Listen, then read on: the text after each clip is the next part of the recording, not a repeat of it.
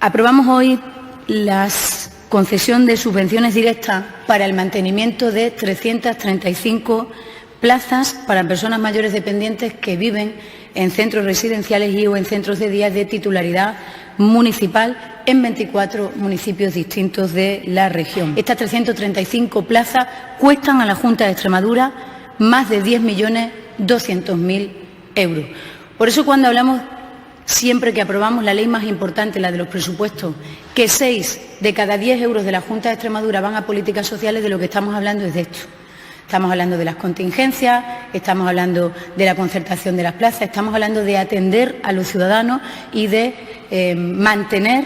el estado del bienestar y mantener una calidad en los servicios que hacen que los ciudadanos puedan vivir con dignidad. Se vendrán sumando, igual que ocurre con los servicios sociales de base, a lo largo de los sucesivos consejos de gobierno, que vendremos aprobando hasta dar cobertura a un total de 1.493 plazas, que son las que tiene conveniada la Junta de Extremadura y que con mucho esfuerzo, a pesar de las dificultades presupuestarias con las que nos encontramos la Hacienda Autonómica cuando llegamos hace 3 años al Gobierno, hemos venido incrementando y llegaremos, por tanto, a una inversión total de 43.890.000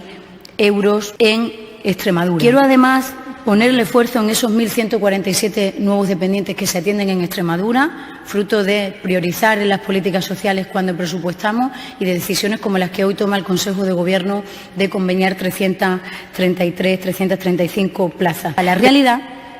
es que en los últimos 6 años han dejado de venir 90 millones de euros para atender a las personas mayores que viven en las residencias, que viven en los centros de día. Y esta comunidad autónoma, este Gobierno, a pesar de las dificultades